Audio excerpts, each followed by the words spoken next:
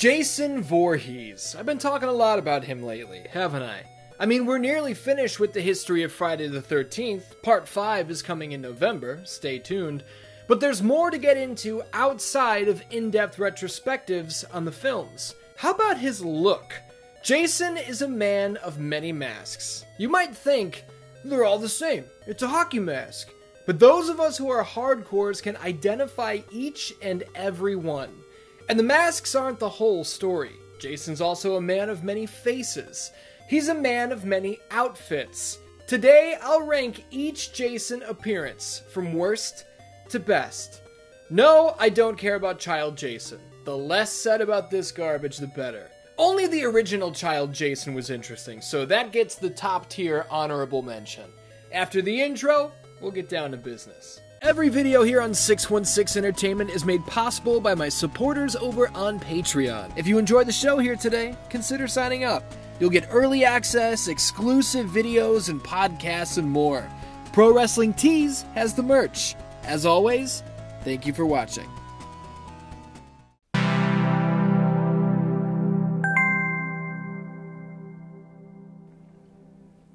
We've got 12 different looks here today, and at the very bottom is our boy's look from Jason Goes to Hell. I don't think there's any debate to be had over this. He looks absolutely terrible from top to bottom. The baggy, light blue clothing, the overly swollen head, I hate it. I just can't stand it in any way. It was also extremely stupid for his rebirth to feature not only the same look, but the exact same outfit. Like, the shirt is even torn in the same places. A ton of effort went into this, you can just tell. Man, bad movies have bad Jasons in them, huh? In the 11th spot, it's the look from Jason Takes Manhattan. I have no idea why he's soaking wet throughout this entire film. He never for 1 second dries off. And the standard button-up shirt is just, I don't know. It's not remarkable. This look isn't terrible, it just doesn't really do anything for me. The unmasked look is terrible, that's for sure, but that's no surprise. After just 2 stinkers, we're here at number 10, and from here on out, none of these are bad. Jason, luckily, has usually looked pretty cool. And I'm gonna slot in Uber Jason here from Jason X. Is this look dumb? Absolutely. This whole movie is dumb. But as you know from the history of Friday the 13th Part 4, I kinda love Jason X. It's the best type of stupid, and Uber Jason is the epitome of the best type of stupid. Up next, in the 9 position, let's go with Part 5. Now, this isn't really Jason, it's Roy. You could say that it doesn't count simply on that technicality, but I'm going to include it. Why? Well, for one, because I feel like it. And 2, because I like the blue. We're so used to the iconic red designs on the hockey mask that this sharp switch to blue is striking. Jason looks really tall and weirdly lanky in this movie, and I don't like how often we see his eyes, but again, it's Roy. What are you gonna do? Man, we are flying through these, and that's perfect. I'm not trying to keep you here all day. I know you have shit to do. In 8th place, I think we go with standard Jason X. Yeah, I separated pre and post Uber. You got a problem with that? I think the shackles and chains are really cool, and I've always thought the hockey mask looked awesome here. It's a completely custom design built just for Jason X, and I think it works well. I actually owned a version of this mask. I wore it for Halloween in, I think this was 2002, but it might have been 2003. I don't know.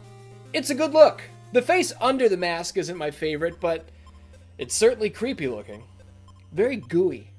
At number 7, it's number 6. Well, part 6, the Jason Lives design. Let me just put this out here from the get-go. The opening scene, before the mask goes on, holy shit. If this is how he looked the entire time, the Part 6 design would be higher on this list. Much higher. I actually like this unmasked look better than the Part 7 unmasked look, which I know is not a popular opinion, but it's my opinion. But the Part 6 design is hurt by the fact that there are two different guys with two totally different bodies playing Jason here, and I don't like it. It's distracting. The fucking yellow gloves are certainly a choice, too. And the pants. Look how tight the pants are. Jason was out here cutting people to shreds and selling ass at the same time. Bravo. I've got no choice but to drop the burlap sack from Part 2 right here. Well, I mean, I could put it anywhere. I don't have to put it here, but I've chosen to put it here. I know the sack isn't popular. It's not the hockey mask. It's lifted from the town that dreaded sundown. I get it, but I don't care. I think the sack is freaky. I don't. The one eye hole alone has you wondering what the hell this guy's deal is. Does he have a bad eye? Does he only have one eye? Is the missing eye like a gaping hole into his skull? Or is it more like Boris Karloff from The Raven? We get our answer when the hood comes off, and oh boy. No wonder he wore that thing. Top 5 ski, gotta go with Freddy vs. Jason. I like the gigantic baggy jacket. I like how massive Jason is here, and the dead, grayed, rotting flesh just looks like it stinks. At the start of the movie, Jason's buried. He's been dead and gone for who knows how long. We don't get a look at his face here in Freddy vs. Jason, but that's alright. I had an action figure when I was a teenager where you could take the mask off, and I guess this is what he looked like under there. This is one of the coolest things I've ever owned. Maybe I could replace my old one. Nah, never mind. I knew that would happen. I know many would call Part 7, The New Blood, Jason's best look, but I'm not many. I'm me. And as me, I drop it right here at number 4, which is still a very respectable placement. The exposed spine is fantastic. The waterlogged skin is gross, and when the mask breaks, that is zombie Jason through and through. This was Kane Hodder's first time under the mask, and as everybody knows, Kane totally changed the way Jason moves and operates. The heaving chest and shoulders on every breath is something that grows very tiresome for me across the next 4 movies, but hey, people love it, I guess. The constant adjusting of his jaw feels a bit much too, but it's a great look. There's no doubt about it. I actually own a version of this mask as well. I should note, the hockey mask is from NECA. It's not the one that came with this mask, but this Part 7 mask did come with a removable hockey mask, which I think is kind of cool.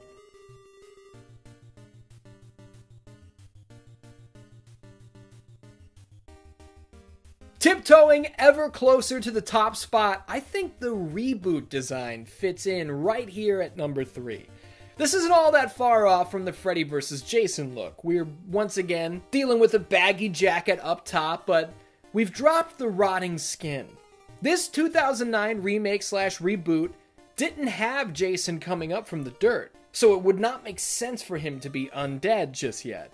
You get it, right? He's very tall once again, which I'm into. He's a freaky hillbilly. Being really large adds to the scare factor. Look at his fucking neck. This is one unfortunate looking son of a bitch. The hockey mask looks like it barely fits on his oddly shaped skull, and we can't forget, this reboot mashes elements of the first 3 movies into one. That's kind of like Mortal Kombat 9. Anyway, I love that they didn't skip over the sack era. Looks tremendous. Our runner-up is from Part 3, which features the first appearance of the hockey mask. I will spare you the details and jump to the bare face. You'll find out why in a second. Look, when he lifts that lid up and we see that mug, that's a face only a mother could love. Too bad she had her head cut off! Well, maybe it's not too bad, because he's about to look worse in a couple seconds. Poor bastard. Oh man, the Part 3 look is so good. Richard Brooker, huge shout out. I think this is the best face. This is where his face is the scariest, for my money. But at number 1, my favorite Jason of all time, Friday the 13th, the final chapter. I skipped over the outfit details of Part 3 because they're very nearly the same as this one. Part 4's Jason is top tier across the board. his size, his stature, his body language, the face underneath the mask is great. It's excellent. We still don't really know why his face is so deformed. We don't know how he can survive all of this punishment. We just know that this is a lunatic who would not hesitate for a single second to savagely murder any single one of us. And I think that's what Jason is all about. Honestly, Part 3 and Part 4 could be tied at number 1. They're both so fucking good. But I placed them how I did. And that's that on that.